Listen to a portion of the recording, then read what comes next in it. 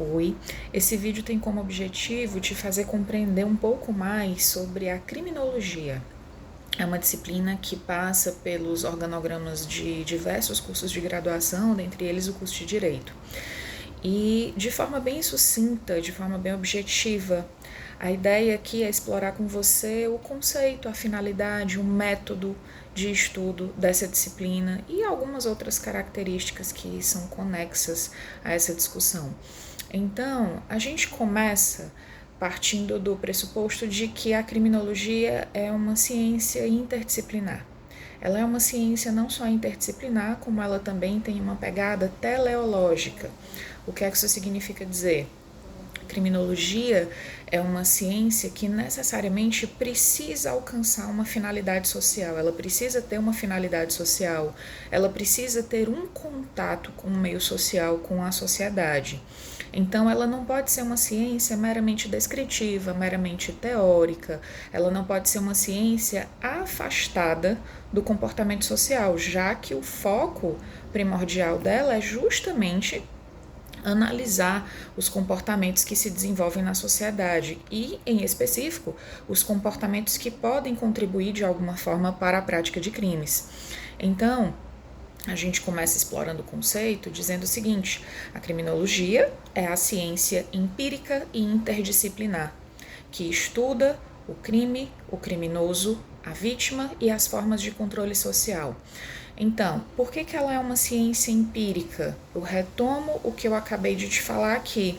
Ela é uma ciência que necessariamente precisa estar em contato com a sociedade, ela precisa estar em contato com o meio social, ela precisa estudar os comportamentos sociais. É uma ciência interdisciplinar porque também tem a ver com algo que eu comentei com você aqui no início do vídeo. Ela é uma ciência que passa por várias áreas, não só a área do direito. Então, a partir do momento que ela se propõe a estudar o crime, então ela passa pelo direito. Mas quando nós estudamos criminologia e analisamos os comportamentos sociais, então ela passa também pela sociologia, por exemplo. Se a gente se propõe a estudar componentes químicos que de alguma forma podem influenciar em práticas criminosas, ou se a gente se propõe a estudar enfermidades que podem influenciar em práticas criminosas, então ela também pode ir ali para o campo da medicina, ela pode passar ali pelo campo da farmácia. E quando nós pensamos também em enfermidades mentais que podem influenciar a prática de crimes, ela também pode passar pelo campo da psicologia. Tá? São alguns exemplos que eu estou te dando aqui. Então, ela é interdisciplinar. E aí, vamos explorar esse conceito. Ela estuda o crime, o criminoso, a vítima e as formas de controle social. Se você analisa os componentes que tem nesse conceito, você pode chegar à conclusão de que são componentes que, direta ou indiretamente, vão fazer parte da configuração do cenário do crime, se assim eu puder dizer para vocês. Então, o crime, a criminologia vai se propor a estudar o crime como um ente jurídico, o crime como um caminho que é escolhido pelo indivíduo.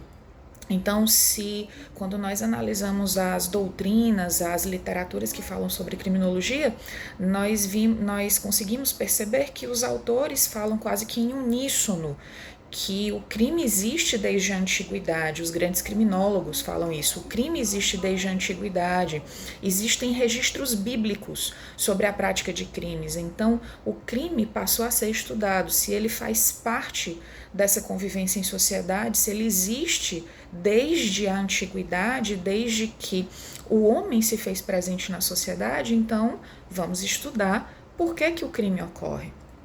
O criminoso é o segundo componente que tem lá no conceito que eu acabei de te falar aqui. Então, o criminoso é o agente que pratica o ato delituoso, é o agente que executa o crime.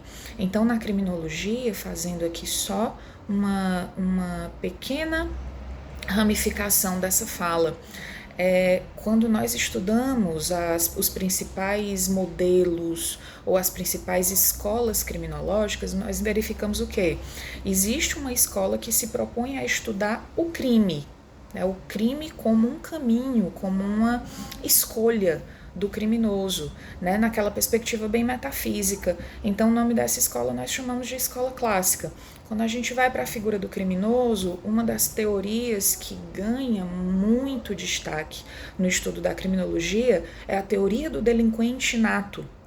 Então, segundo essa teoria do delinquente nato, cujo nome associado a ela, a contribuição, é do Cesare Lombroso, é dito o quê? Que o homem ele nasce com características físicas, biológicas, que naturalmente fazem com que ele incida no caminho da criminalidade. Então, o homem ele é aquela espécie atávica, né, que é uma palavra utilizada nos estudos do Cesare Lombroso. Então o homem ele não tem como escolher, ele já tem características físicas que vão fazê-lo incidir em práticas criminosas. Então isso é outro ponto, é outro foco de estudo da criminologia. Veja que a ideia é que ela seja um estudo mais abrangente possível, além de interdisciplinar, certo? Bom, ela estuda também a vítima. Como assim estudar a vítima? Estuda a vítima no sentido de analisar todos os comportamentos da vítima, todas as correntes teóricas que caracterizam os tipos de vítima em cada circunstância, em cada prática de crime. Até que ponto as características daquela vítima podem influenciar numa prática delituosa ou não, certo? E as formas de controle social, elas vão ser aquele conjunto de mecanismos e sanções sociais que vão submeter o indivíduo aos modelos e normas comunitários. Então, as formas de controle social é como se fossem ali moldes, por assim dizer, como se fossem moldes sociais nos quais esse indivíduo vai buscar se encaixar de forma que de forma que seja evitado, por assim dizer, ao máximo possível a prática de delitos. Então, quando a gente fala em mecanismos de controle social, existem os mecanismos de controle social formal e os mecanismos de controle social informal. Quando nós olhamos para os mecanismos de controle social formal, são aqueles mecanismos que vão estar muito ligados ao aspecto punitivo, ao aspecto sancionatório do Estado. Então, exemplos que nós indicamos aqui de mecanismos de controle social formal: Ministério Público, Exército, Polícia, penitenciárias seriam formas de controle social formal. E formas de controle social informal são aqueles mecanismos de controle social que vão ter um aspecto de prevenção em caráter mais indireto ou então em caráter mais preventivo. Por exemplo, nós podemos citar uma praça pública, uma escola, uma igreja. Esses seriam exemplos de controle, de mecanismos de controle social informal, certo? E aí, pessoal, um outro ponto. A criminologia, ela também tem um método de estudo que nós chamamos de método indutivo. Como é que é esse método indutivo? Veja o seguinte: a criminologia ela apresenta um conjunto de teorias, um conjunto de estudos que tenta explicar o porquê que os crimes ocorrem, porquê que existem práticas criminosas, ou como os autores determinam, porquê que existe a criminalidade. E só que é o seguinte: todas essas teorias elas não podem tentar explicar a criminalidade, a prática de crimes de forma genérica, de forma abrangente, né, de forma partindo do geral para o particular, né? Ela precisa necessariamente ser um método indutivo. Ela tem aqui um estudo teórico, mas ela parte ali para explicar aquela circunstância, aquele caso ou casos relacionados àquele.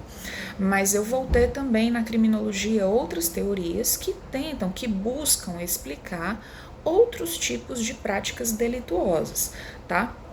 Um outro ponto que é interessante ressaltar aqui sobre a criminologia é a relação da criminologia com o direito penal, certo? E aí, conforme eu falei para vocês, a criminologia ela é uma ciência interdisciplinar. Claro que ela vai estar intrinsecamente relacionada com a área jurídica. Mas veja, eu não posso dizer que são iguais. Então, enquanto o direito penal ele tem uma visão mais técnica, então, se você abre, você está estudando para concurso e de repente você abre ali o Código Penal ou você pega um Código Penal comentado, você percebe o seguinte, que o Código Penal, ele se propõe a qualificar, a caracterizar e a qualificar para você o fato típico, antijurídico e culpável. Então, ele vai qualificando ali todas as práticas criminosas, as penas aplicáveis, circunstâncias agravantes, circunstâncias atenuantes. Quando eu vou para a criminologia, eu não olho especificamente para o fato criminoso. Eu olho também, mas ele é um elemento de todo um cenário no qual eu vou considerar, no qual eu vou aplicar o meu olhar. Então, eu olho para o crime, eu olho para o criminoso, eu olho para a vítima, eu olho para as formas de controle social, eu olho para o ambiente em uma perspectiva ampla, o ambiente no qual aquele crime foi cometido. Então eu vou tentar, com a criminologia, analisar todas as circunstâncias sociais, todas as circunstâncias históricas, todas as circunstâncias econômicas que podem ter gerado algum tipo de influência na prática daquele crime. Então, a criminologia é uma ciência muito mais abrangente. E veja, pelo fato de ser uma ciência abrangente, muito mais abrangente que o direito penal, ela não é uma ciência de caráter punitivo, não com exclusividade.